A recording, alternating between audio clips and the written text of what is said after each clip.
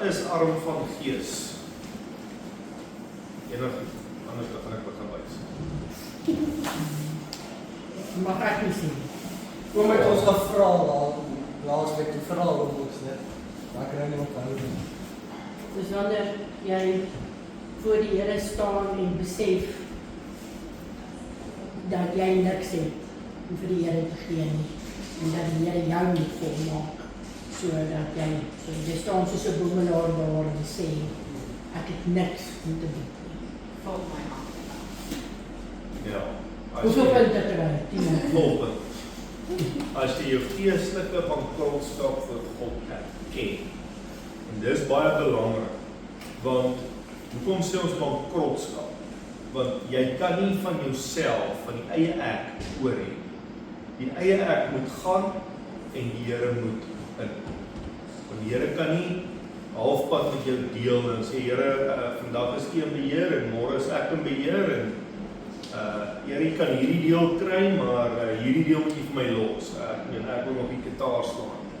So, salig is die wat arm is van gees. Met ander woorde, die eie ek het jy klaar mee gemaak.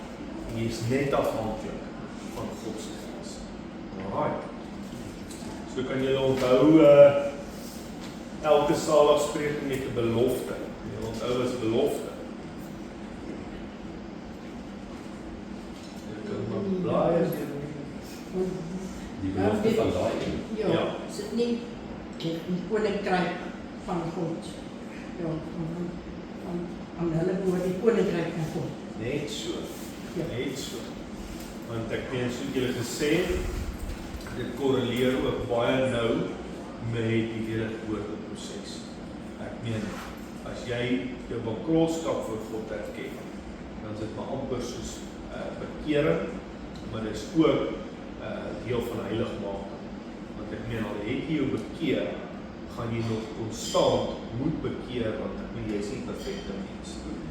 So jy moet konstant jou bankrotskap voor God erken.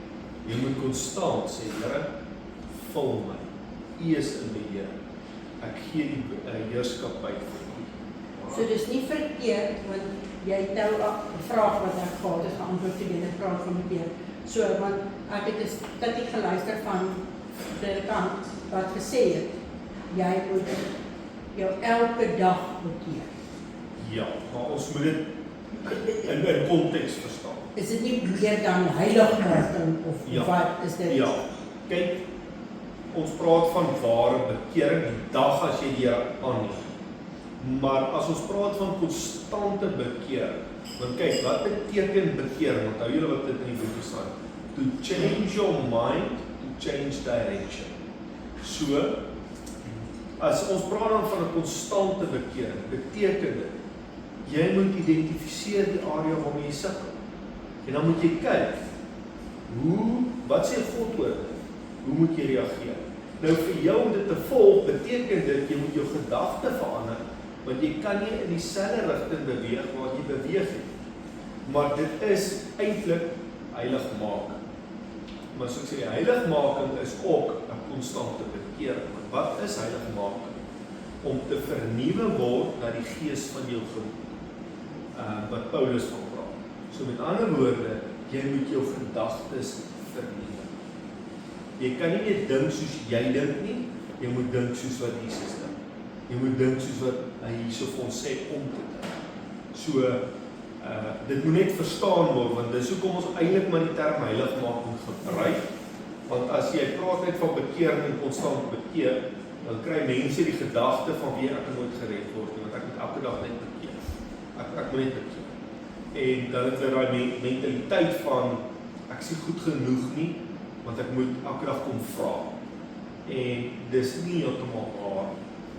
So jy kry, jy's ongered, en dan bekeer jy jou tot God. Maar, dan het jy jou fokus gesê in jou hart, en jy volg die Here. Maar nou is jy allermits perfek. So nou is daar areas in jou lewe wat op bekering kom. En ek het al die voorbeeld gebruik van, kom ons sê die ou wat vloek. Ek meen die dag toe die Here aanneem, toe hy nie al ophou vloek nie. Nou, daar gaan maar nog 1 of 2 uit of iets. Maar as hy besef is verkeerd, dan gaan hy hom konstant moet bekeer oor die vloekere. Totdat hy dit onder die knie het, dat dit totaal en al uit sy wees. Maar dit is 'n kognitiewe ding hierbo. Right. So ons is nou by die tweede saligspreking en ons praat nog steeds van die karakter van 'n koninkrykskind. So, hoe lyk jy? Hoe moet jy lyk in God se koninkryk? Gelukkig is die wat tree. Matteus 5 vers 4. Salig is die wat tree, want hulle sal vertroos word. Dis die belofte. So gelukkig is die wat tree, want hulle sal vertroos word. Kom ons kyk wat beteken. Want dit klink amper, okay, gelukkig is die wat huil, want hulle sal vertroos word. So, dan klink dit amper, jy weet almal wat net huil. Dis jy nou hartseer as jy huil, as jy sjap. As jou pa jou boude slaan en jy huil, dan sê jy gelukkig. Jy kan nie gelukkig wees as jy treur nie. En dit klink ook teenstrydig, want huil is hartseer. So kom ons kyk, wat bedoel die woord, as jy sê, gelukkig is jy as jy huil. Alright. In die vorige lesing het ons gesien, dat 'n koninkryksleefwyse begin by gesindheid of 'n leefstyl waar ons arm van gees is, van gees moet wees. Ons het gesien dat hierdie arm verwys nie na 'n fisiese gebrek nie, maar eerder na die toestand waar ons geestelike bankrotstaat voor God besef. Die tweede saligspreking wat Jesus gee, is 'n gesindheid waar ons moet tree. In Psalm 55 vers 6 tot 8 beskryf Dawid die effek wat emosionele en innerlike pyn op sy lewe gehad het. Vrees en bewing kom oor my en angs oordek my. Toe het ek gesê, ag, had ek maar vlerke soos 'n duif, dan sou ek wegvlieg en wegbly. Kyk, ek sou ver wegvlug, ek sou vernag in die woestyn. Ek glo dat almal van ons iewers in ons lewe hierdie gevoel van innerlike pyn wat Dawid hier beskryf het, ondervind het. Dis onvermydelik, aangesien ons in 'n stikkende wêreld leef, wat gevul is met konflikprobleme. Geen mens is op 'n eiland nie, en ons almal word deur die toestand van hierdie verlore wêreld geraak. Die vraag is egter nie, wat met ons as mens gebeur nie, maar hoe ons op hierdie aanslag reageer. So wat hy hierso sê is, almal van ons het al innerlike pyn gehad. Ek meen, hierso sê Dawid, ek meen, het ek maar weggevlieg na soos 'n duif, vlerke soos 'n duif, want ek weg in die woestyn oornag, daar waar niemand my kan seermaak. Ek verbeel my amper, is dit Elia, wat op 'n kol in sy lewe kom, waar hulle sy lewe soek, waar hulle wil doodmaak, wat Agab wil doodmaak, en sê, ag Here, ek wens ek kan eendag maar net sterf. Ek meen, hoekom lewe? En ek meen, hoe baie mense het daai gevoel van, Here, hoekom is ek hier? Ek meen, alles is teen, almal is teen my, ek wens het, ek moet net gaan. Wat se waarde? Daai absolute pyn wat jy ervaar, wat hierdie lewe jou gee. Want is 'n gebroke wêreld, soos hy so sê. En die wêreldheerser, en julle weet wat doen hy? Johannes 10 vers 10, kan julle nog daai vers onthou? Om te steel, te verwoes en te moord. Te slag. Te slag. Ja. So, as dit sy modus operandi is, gaan almal van ons ergens deur een van hierdie drie goed geraak word. En partykeer is dit van mense van buite, en partykeer is dit die mense die naaste aan jou, wat jou seermaak. En nou daai pyn Ek meen, jy begin nie spontaan te lag as iemand jou seermaak. Niemand is bly as hy seermaak. Ek meen, dit is seer. Maar kom ons kyk, want ek meen, hoe bring die Bybel, nie die duiwel maak seer, die Bybel, vir ons geluk en tree by mekaar uit. Kom ons kyk in die laaste paragraaf. Na aanleiding van Dawid se woorde, as ook ons eie ondervinding met betrekking tot die lewe, lyk dit asof Jesus se woorde 'n teenstrydigheid is. Hoe kan hy 'n mens gelukkig ag wat treur, omdat treurigheid in ons verwysingsraamwerk nooit geluk kan inhou nie. Tog sê Jesus, salig is die wat treur, want hulle sal vertroos word. Ek meen, ons sê al in die wêreld, as jy iemand sien lag, dan sê jy, kyk hoe gelukkig is daai persoon. Kyk hoe vrolik is daai persoon. Ek meen, hierso het ons 'n hele teenstryd. So in Jesus se benadering tot 'n gelukkige lewe, verwerp hy die blydskap en gelag wat die plesier van hierdie wêreld bied. En hy sê dat slegs diegene wat tree, ware geluk kan ervaar. So nou moet julle 'n bietjie verstaan. Ons gaan nou hierdie onderwerp van 'n ander hoek af moet bekyk om hom te verstaan. Want aan die ander kant, as jy daar by die bar verby stap, dan lyk daai mense gelukkig, want hulle lag en hulle is loud. Hulle het nie 'n worry van 'n dag uit. Maar is daai mense regtig gelukkig? Baie drink hulle pyn weg. Baie is flenter en stikkend. Baie se vrou het hom dalk gelos vir 'n ander man en nou sê hy in die bar. Of vrouens drink want die man lol rond, of wat ook al die geval is. So, dit is half bietjie waarna toe ons nou moet gaan hierso. Want dan hulle lyk weer gelukkig, maar hulle is nie regtig gelukkig. So wat bedoel Jesus met hierdie woorde? Dwars deur die Bybel vind ons verhale van ongelukkige mense, en wanneer ons 'n studie van hierdie mense maak, vind ons dat hulle in 4 kategorieë met betrekking tot hul treurigheid ingedeel kan word. So kom ons kyk eers bietjie hierna, voordat ons vir julle die antwoord gee. Treurigheid as gevolg van algemene dinge wat met ons gebeur. Matteus 25 praat Jesus van die groot verdrukking waardeur die wêreld aan die einde van die dae sal gaan, wat groot hartseer tot gevolg sal hê. 2 Timoteus 1 vers 3 tot 4 beskryf Paulus die trane en hartseer wat Timoteus beleef het as gevolg van sy persoonlike mislukking. In Jeremia 9 vers 1 sien ons die profeet in hartseer en teleurstelling oor Israel.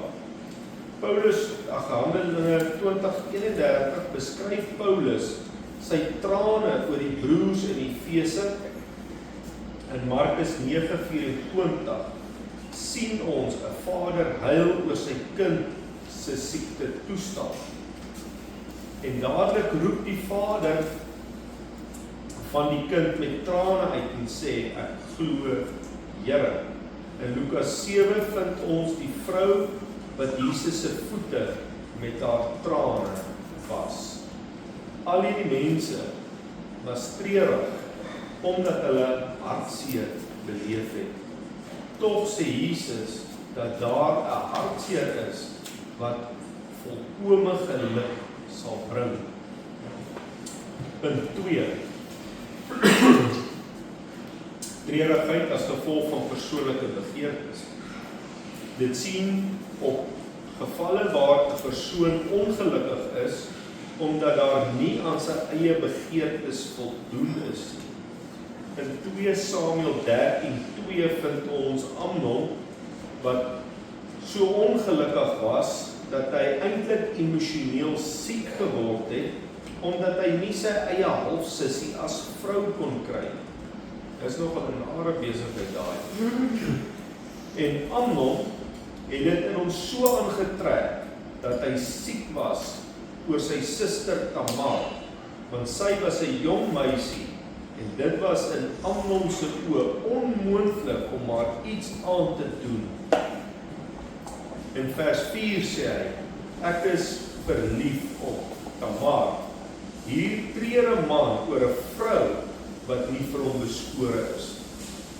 In 1 Konings 21 vers 3 tot 4, hier kry ons vir koning Agab, wat verbitterd is oor die wingerd van Nabal, wat hy nie aan hom wou verkoop nie. Vers 4 sê, toe kom Agab in sy huis verbitterd en toornig oor die dood van Nabal, en hy het op sy bed gaan lê en sy gesig omgedraai en geen brood geëet. So hier kry jy 'n treurigheid van mense wat eintlik 'n begeerte het en nie kry wat hulle wil hê nie, en nou se hartseer. Alright. So die eerste ene was treurigheid as gevolg van algemene dinge wat met ons gebeur. Dan kry jy treurigheid as gevolg van persoonlike begeertes. Dan kry jy treurigheid as gevolg van skuldgevoelens. 2 Samuel 8 vertel die verhaal van Absalom wat teen Dawid wil oorlog voer. In vers 5 versoek Dawid die manskap om saggies met sy seun te werk. Maar Absalom sterf vir die proses en vir daaraan het Dawid sy manne verwyk omdat Absalom dood is. In vers 33 sê Dawid, toe het die koning baie ontroerd geword en opgeklim na die boventrek van die poort en geween, en so gesê, my seun Absalom, my seun, my seun, my seun Absalom, as ek self maar in jou plek gesterf het, Absalom, my seun, my seun. So hy beleef absolute pyn van 'n vader teenoor sy kind. Dawid ween hier onverbiddelik, omdat hy gevoel het dat hy iewers langs die pad gefaal het in sy verhouding met sy seun. Die feit dat Dawid sê, dit sou beter gewees het as hy self in die plek van Absalom gesterf het, is buite orde, aangesien dit dwaas sou gewees het om enigstens te dink dat Absalom die volk van God sou kon regeer. Punt nommer 4, treurigheid, omdat die mens nie vrede kan maak met gebeure nie. En dit is nogal 'n algemene een. Hoe dikwels vind ons nie mense wat bly treur oor die verlies van 'n geliefde nie, selfs jare daarna isoleer mense hulle self, omdat hulle geliefde aan die dood afgestaan het. Hierdie mense funksioneer 'n leeftyd in treurigheid en ondervind selde of ooit weer blydskap van die Here. Hierdie is nogal 'n gevaarlike een, want jy kry mense wat 'n fisiese verlies gely het of ergens in hulle lewe 'n ernstige hartseer ervaar. Maar wat gebeur met hierdie? Daai mense soek nooit heling. Hulle bly in 'n toestand van hartseer, verwyd en allerlei sulke dinge as gevolg van iets wat gebeur het. En ek sê nie dit wat gebeur het is nie erg. Ek sê net baie van hierdie mense kom nooit op daai punt waar hulle vrede maak met dit en heling kry en aanbeweeg. So dit is mense wat treur oor goed waarmee jy kan vrede maak of verlede. So, laaste vraag. Maar steeds, deur al hierdie tipes hartseer, hier's 4 tipes hartseer wat ons genoem het, is dit nie wat Jesus bedoel toe hy gesê het, salig is die wat treur. So hierdie is nie een van die treurings wat geluk kan bring. Daar is net een tipe hartseer wat ware lewe bring. En dit is 'n godvreesende droefheid wat uit berou gebore is en tot bekering lei. Hierdie is eintlik baie powerful. So, daai kan julle onderstreep en skryf daarby belangrik. Moenie vergeet. Want 'n godvreesende droefheid, dit is dat ons doen ware werk.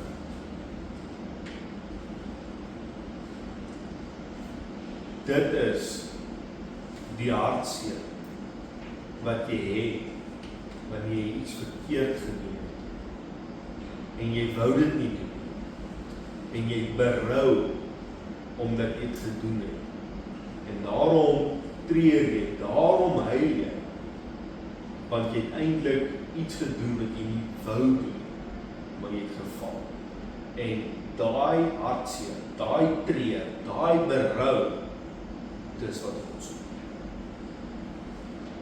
Dis wat hy wil. So, kom ons kyk. Dit is die sleutel wat Jesus hier deurgee. Godvreesende droefheid lei tot erkenning van jou sonde. So, jy is treurig oor jou toestand van sonde. Jy weet oor 'n sonde toestand.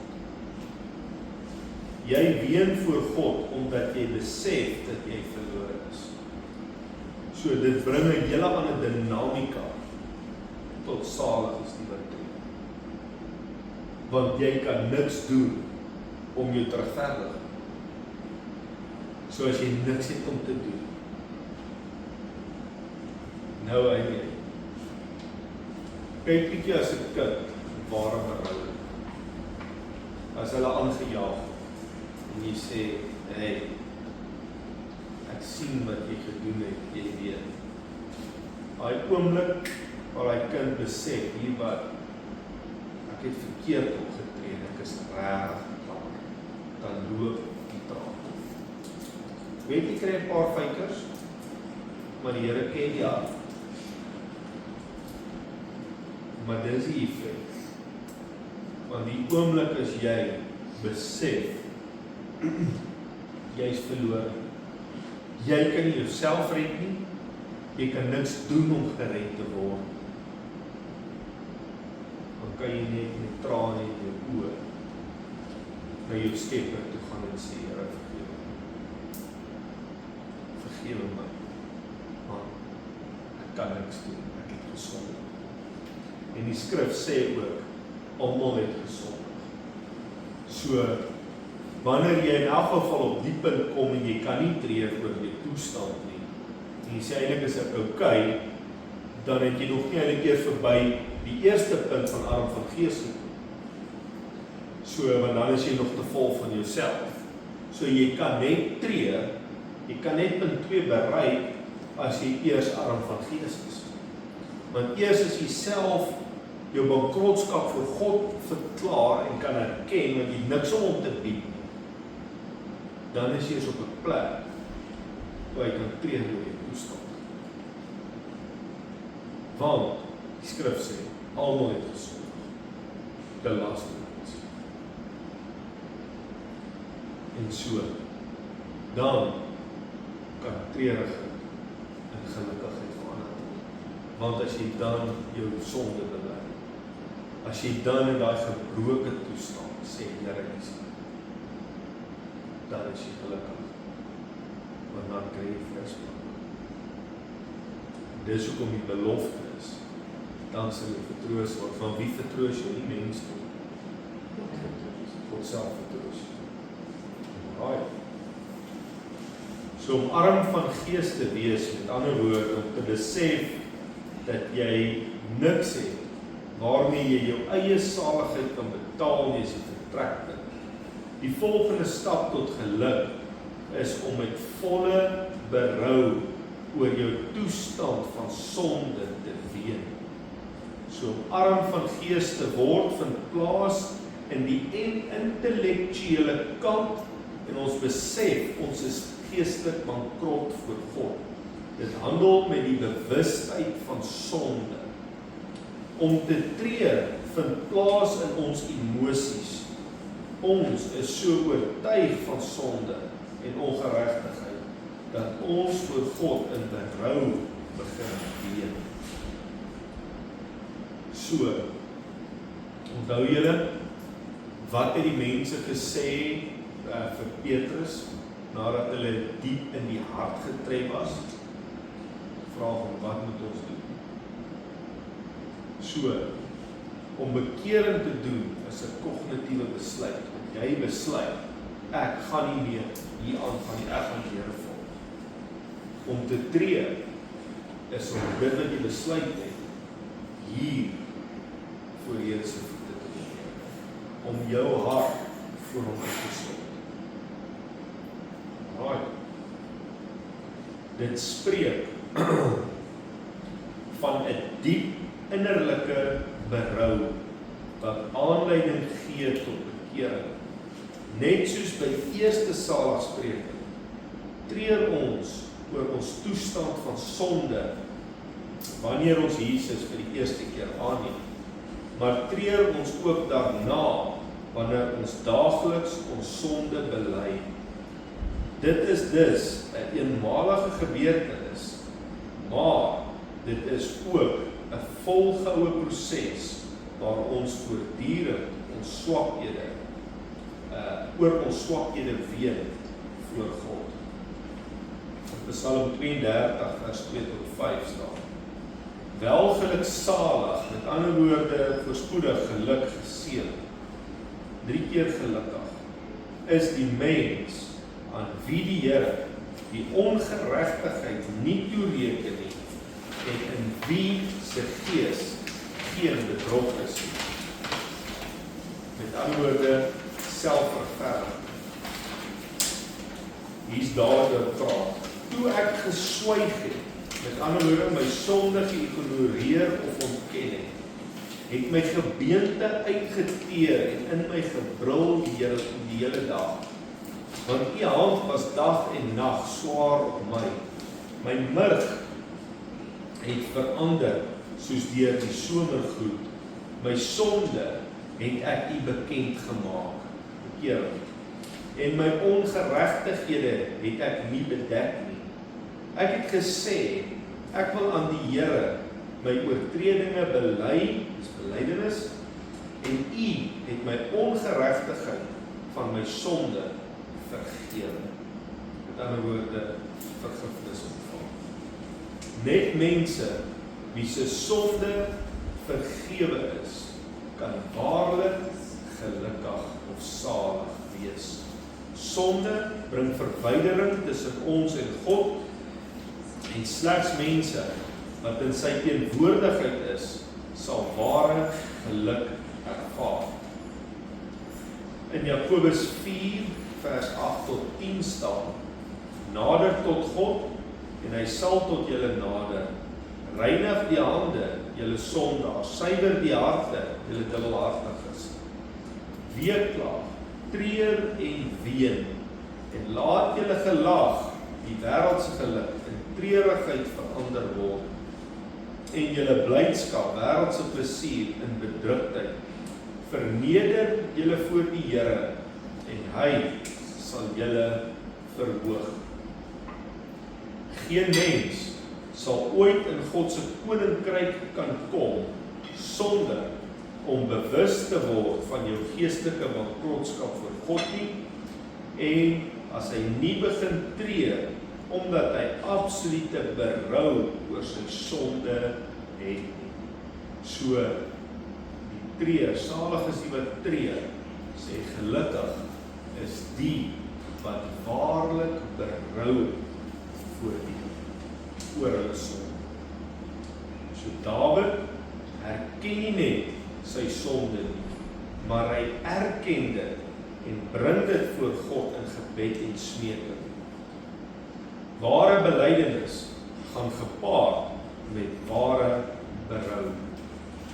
Jesus sê, as jy werklik gelukkig wil wees, versoen jou met God en kry jou sonde vergewe.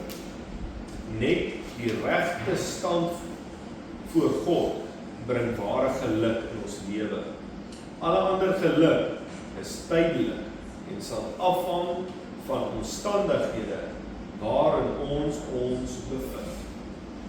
So, as jy jou geluk op die wêreldse gelag wil baseer, dan sal jy baie vinnig agterkom. Mense in die wêreld is nou happy, want iets het gebeur. Hulle kry bonus. En môre, dan haat hulle die baas, en dan trek hy die helfte van hulle pay af, want hy like dit. En dan is hulle nie happy, want hulle kan verlof kry vir 'n week, want hulle was nou ouer. En dan haat hulle weer die baas, want hulle moet oortyd werk. So, daai tipe geluk is op en af.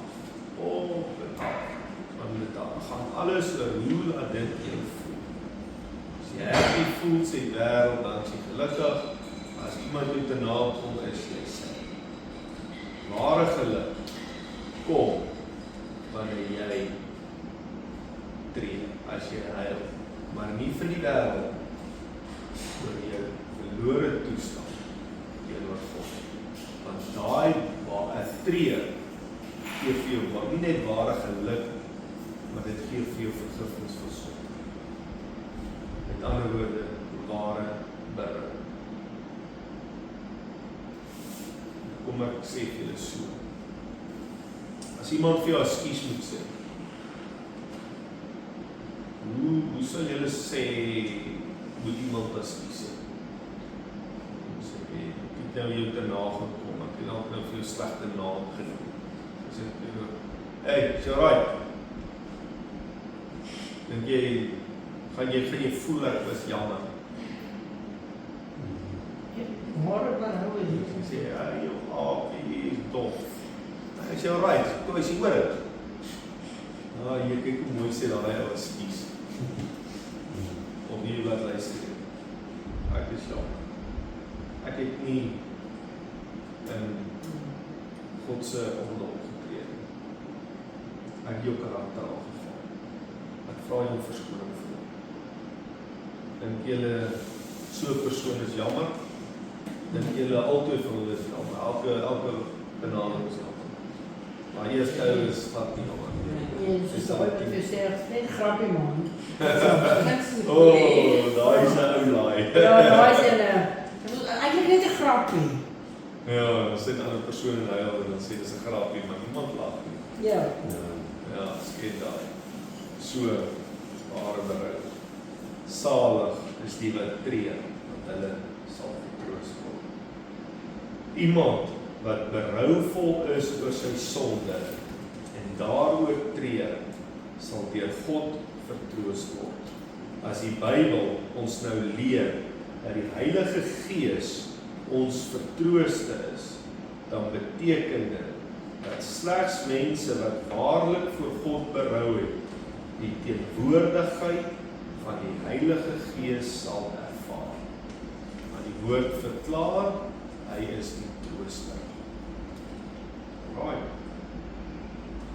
Die vraag is, wat kan ek doen om treurende te word? So hier is maar net 'n bietjie praktiese ding as mense op 'n tydjie sukkel. Al mense wat bietjie hard is, hulle sukkel met hierdie besigheid.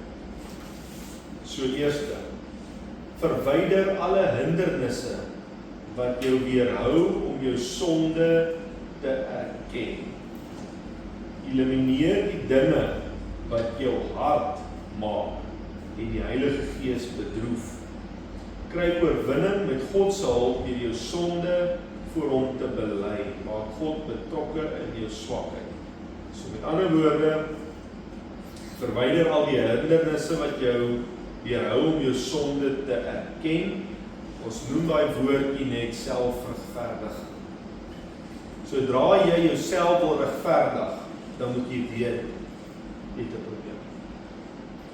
Sodra jy jammer, het jy 'n probleem. Want jy weet in jou hart jy's verkeerd. Wat ook al jy gedoen het of wat ook al jy teenoor God gesondig het. So, dra jy jouself regverdig. Eerste rooi lig, verwyder dit. Elimineer die dinge wat jou hart maak en die Heilige Gees bedroef. Met ander woorde, ook selfververdiging. Daai ek's okay, hart maak, jy verhard jou hart. Nee, ek gaan my nie oopmaak nie, ek gaan my nie blootstel voor die Here nie. Al daai goeders is rooi ligte. En dan, as jy dit kan oorkom, kry oorwinning met God se hulp deur jou sonde voor hom te bely. Met ander woorde, God is saam met jou. Ek wil graag hê op hierdie punt moet julle verstaan. God staan nie daar met 'n sweep en wag, weet wat as jy verkeerd is, gaan hy jou fiets nie. So as jy nou bely, dan val die ou. Dis nie waar dit gaan. Hy is saam met jou. Hy het medelee met jou swakheid, sê die woord. So met ander woorde, maak hom betrokke. Sê vir hom, Here, jy weet, hierdie is 'n probleem. Jy weet dit pla my. Jy weet, ek sukkel my, help my. Jy ken my hart. En maak hom betrokke by hierdie geleentheid. Right. So dan is die tweede punt is baie belangrik. Aanvaar die genade wat God tot jou beskikking stel en vertrou die Here met jou sonde en vra hom om jou te help om dit ten volle af te lê en dan dank jy hom deur gebed. Ek wil vir jou sê, die meeste mense sukkel met dit. Want die meeste mense voel gewoonlik, hulle is so sondig, dat hulle is nie werd om genade te kry. So, baie mense sukkel om te aanvaar, dat die Here net jou vergewe. Vir alles mense wat nou ietsie gedoen het wat dalk nie mooi is, of iets dalk teenoor iemand gedoen het, nou is hy persoon dood, so nou kan jy nie vir die ou fisies as iets gaan sê nie, nou dat jy skuldgevoel wat die duiwel op jou plaas, waarmee rondloop.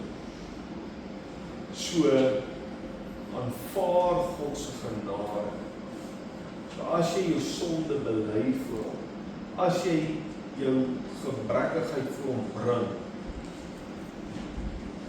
en jy loop daar weg, dan moet jy nie wegloop, dieselfde, ons noem dit nou maar die sondaar as wat jy ingestap het in jou gebed. Aanvaar sy genade. Hy het jou vrygemaak. Hy het jou vrygespreek. Maar moet ook nie nou sê, ek is vry, want dit is nie wat ander mense doen. As hulle arrogant is, en hulle treur nie, en hulle is vol van hulself, hulle erken hulle geestelik grondstraf nie, maar daai persone, hulle wil vinnig die sonde vergifnis aanvaar, maar eintlik wil dit vertroetel. Maar elke mens weet dit, wat ek meen, God ken almal se hart. So jy gaan nie hier oor 'n mens staan, jy gaan voor God staan. En jy moet ook verstaan, jy kan nie ingaan met 'n mentaliteit van ek is net die swakkeling. Jy weet, ek is nie goed genoeg. Want die Here sê, ja, almal het gesond, maar dan sê die skrif ook, hy is getrou en regverdig, om die wat hulle sonde bely, hulle sal vergewe. So daar is vryspraak, en daar is oorwinning, maar jy moet dit vat. As jy dit bely het, as jy dit voor hom kom bring het, in absolute berou, dan sê hy, daar is 'n belofte. Jy gaan vergewe word, en hy sal jou vertroos. Die Heilige Gees sal jou vertroos. Right. Ek weet ons reik nou die boekie bietjie uit, maar ek dink ek gaan dan volgende week gaan ek die sagmoediges behandel. Vir een eenvoudige rede, as 'n mens so baie inligting heeltyd na mekaar en 'n prop julle net vol inligting, dan gaan julle nie sit in die ding. So hier is een onderwerp. Vat jy een onderwerp en loop hierdie week. Dink bietjie daaroor. Dink bietjie, is daar iets wat jy wegsteek voor? Is daar iets wat niemand weet nie, wat net jy weet, wat daar staan tussen jou en waarheid?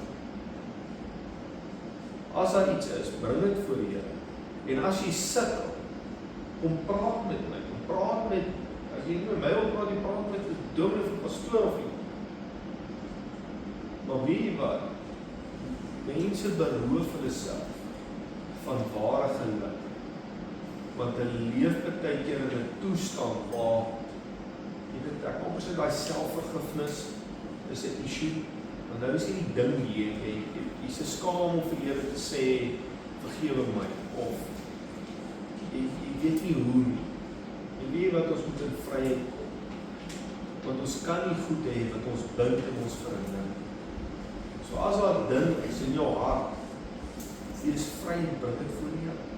Daar is niks wat een van ons gedoen het, wat te groot is vir sy vergifnis. En hoekom sal ons onsself wil beperk? Wanneer die Here sê, die wat salig sal wees, waarlik gelukkig kan jy wees. So, dis die woord wat ek vir julle het vandag. Die tweede punt, tot ware. So, gaan jy weer hierdie lesing, laat hy jou weer 'n bietjie resumeer, want daar's meer tot die lewe. En ek het al so baie keer gesien, dit het al met my al baie keer gebeur, waar jy in die diens sit, en dan daai woord tref jou hart, en jy voel die Here jou met jou praat, en dan kan jy nie outomaties loop met trane. Maar, daai trane wat oor jou wange spoel, is die trane wat jou hartseer maak. Dis trane wat jou gelukkig maak. Dis trane, jy is hartseer daar oor 'n toestand of oor 'n ding, maar jou hart word opgebeur. Jou hart word vertroos, want jy ervaar God se gees met jou oor. So ja, salig is die wat hulle sal vertroos. Het jy enige vraag? Niks. Iemand niks. Die is redelijk gekoppel aan die eerste een ook. Ja. Dit Jy sê eers wees. Ja, dit volg op mekaar. So jy moet die eerste een hê vir die tweede een, maar ons sal sien, hulle is ingevleg in mekaar. Ja. So, as jy die eerste een verstaan, dan is die tweede een maklik. Dit volg outomaties aan. Maar as jy nie die eerste een kan doen nie, dan gaan jy die tweede een kan doen. Want as jy vol is van jouself, hoe gaan jy tree oor jou verlore toestand? Jy kan nie, want ek meen jy is dan te vol oor jouself. Maar as jy leeg is van jouself, en jy staan voor God, bankrot, dan kan jy maklik tree vir jou verlore toestand. En hierdie is ook dan goed wat jy eintlik ook soos daai wat hy sê in jou daagliks verkeer en hierdie ook daagliks doen of miskien nou nie daagliks nie of gereeld. Dit moet voortdurend jou leefwyse word as daar iets is wat jy agterkom word, wat jy as jy voel maar hoor jy so luister ek het dalk nou ek is besig om die Here hieroor te vat. Moet jy weer arm van gees word. Wat is belangrik? As jy hierdie saligspreuke ter harte neem onder die knie. Onthou net want hy sê die Heilige Gees is die trooster. Met ander woorde, God se Gees word deel van jou. Met ander woorde, jy word sensitief vir sy Gees. Dan gaan jy baie sensitief wees as jy iemand te na. Want dan kan jy baie maklik sê. Dan kan jy maklik berou toon. Maar as jy dit nie het, dan gaan jy mense te nakom en jy gaan 'n veer voel. Want jy gaan nooit berou hê of daar persoon toe kan staan of na die Here toe kan stap en sê ek het 'n fout gemaak. So dis hoekom hierdie baie belangrik is, 'n baie belangrike karaktereienskap. Maar dis nie net teenoor God nie, ja, primêr is dit teenoor God. Onthou net, jy kan sondig teen 'n mens doen. Jy kan 'n mens nakom, jy kan iemand seermaak. Maar as jy weet, dan gaan jy met God se gees ware berou kan. Want ware berou bou die brug. Maar as jy nie ware berou het, dan al wat jy doen is jy stoot daai persoon weg. En wat ook gebeur, as jy sê, jy is 'n kind van God, jy loop met hierdie beeld, en daai persoon is 'n ongeredde mens. Wat se beeld gaan daai persoon kry? Ag, is dit 'n Christen is. Kyk, hulle maak so. Christen mense moet ons so maak. En dit is die ding, dat doen jy die beeld van God skade. So, ons moet ware berou, ja, oor ons sonde toestaan, maar dit is 'n ingesteldheid oor elke skepping van God. So as die Here ons lewe spaar, kyk ons volgende week, na gelukkig is die sagmoediges. Hoor mooi, dat hulle sal die aarde beerwe. En dit is nou nogal 'n interessante een. So 'n bietjie van die wêreld leer nie, dat as jy sagmoedig is, is gelukkig. En die sagte, jy weet, hy kom ons nergens nie. Dis die mean, wat vat wat hy wil hê. Die go-getter. Dis hulle wat ergens kom. Nie die sagte wiels nie. Hy kom nergens, hy wil net vertrap. Die Bybel sê nee. Die ou wat sagmoedig is, gaan die aarde beerwe. Uiteindelik kry hy alles. Die wêreld sê nee, anders dan. As die aarde wil beerwe, moet die mense trap, oor hulle loop, onsensitief wees, vat wat na jou toe kom. Dis die wêreld sê.